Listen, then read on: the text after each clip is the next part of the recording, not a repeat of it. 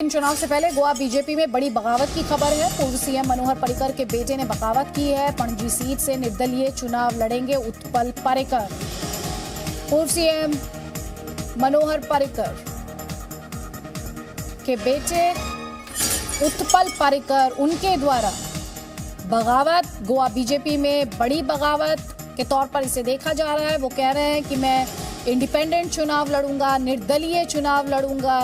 मनोहर पर्रिकर की बात की जाए तो बहुत ही कद्दावर नेता, डिफेंस मिनिस्टर वो रहे और उनके बेटे ने अब गोवा बीजेपी में बगावत की है और निर्दलीय चुनाव लड़ने का ऐलान कर दिया है, जो कि गोवा बीजेपी के लिए जाहिर तौर पर एक अच्छी खबर नहीं।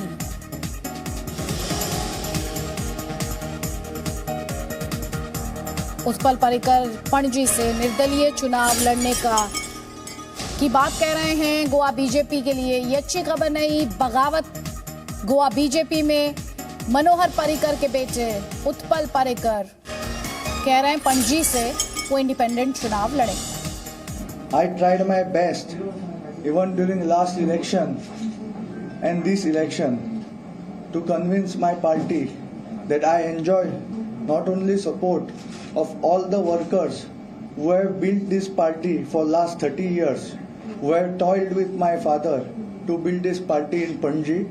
They are also toiling with me today. I enjoy their support. I also enjoy support of general population of Panaji.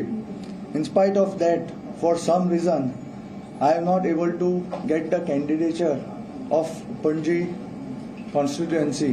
It has been given to someone who has opportunistically come within the party in last 2 years. Due to these circumstances, I have no choice but to stand for the values my father believed in and go ahead and let people of Panjim decide my political fate. So, I like to announce that I will be contesting as an independent candidate from Panjim constituency. तो मनोहर पर्रिकर के बेटे उत्पल पर्रिकर को आप सुन रहे थे। उन्होंने कहा मेरे पास कोई ऑप्शन नहीं बचा है और मैं पणजी कॉन्स्टिट्यूएंसी से अब इंडिपेंडेंट चुनाव लड़ूंगा क्योंकि बीजेपी द्वारा मुझे टिकट नहीं दिया गया। दूसरी बड़ी खबर जो हम आपको लगातार दिखा रहे हैं वो खबर है उत्तर प्रदेश से जुड़ी हुई। उत्तर प्रदेश को लेकर बीजेपी द्वारा अपने उम्मीदवारों के नाम का ऐलान किया गया है। 85 उम्मीदवारों के नाम का ऐलान किया गया है। कौन कौन से बड़े नाम हैं, बड़ी सीटों से किन्हें टिकट दिया गया है, ये भी हम सिलसिलेवार तरीके से आपको बता रहे हैं। और इन्फॉर्मेशन के साथ रविंद्र कुमार हमारे साथ है। रविंद्र कुमार, और क्या इन्फॉर्मेशन इस सूची को लेकर आपके पास है और किन किन फैक्टर्स का ध्यान रखा गया है इन उम्मीदवारों के चयन से? देखिए, जो लगभग 85 सीटों का ऐलान किया गया है, ये तीसरे और कुछ चौथे फेज के उम्मीदवार हैं और इसमें 15 के करीब महिलाओं को टिकट दिया गया है। मंत्री सतीश महाना को भी है। इसमें असीम अरुण जो पूर्व आईपीएस है उनको भी टिकट दिया गया। जो महिला है उसमें अदिति सिंह रायबरेली से, आपने देखा कि पहले बीजेपी ज्वाइन की थी और 1-2 रोज पहले ही उन्होंने कांग्रेस को भी छोड़ दिया, उनको भी टिकट दिया गया है।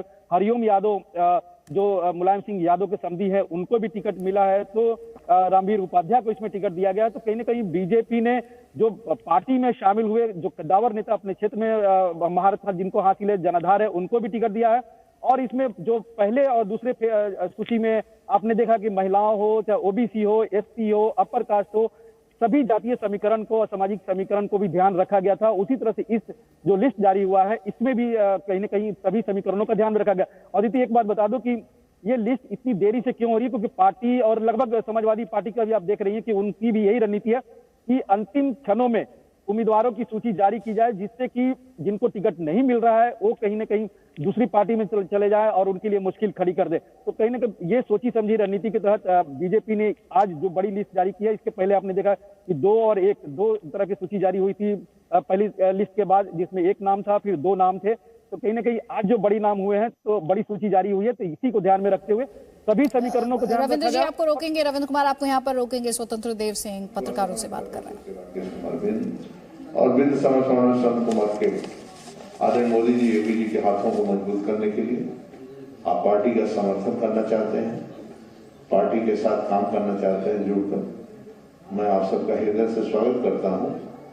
और आप सबका बस पार्टी के लिए आप सब काम करिए, उत्तर प्रदेश में सरकार बनाए और दलित, शोषित, वंचित ऐसे पिछड़ों का, लोगों का भला हो, समाज में सम्मान मिले, राजनीतिक, आर्थिक और सामाजिक लोगों को सम्मान मिले। मैं आपका पुनः हृदय से स्वागत करता हूं। बहुत बहुत धन्यवाद।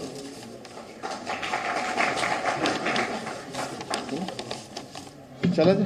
एक सवाल है कि प्रियंका गांधी को कांग्रेस ने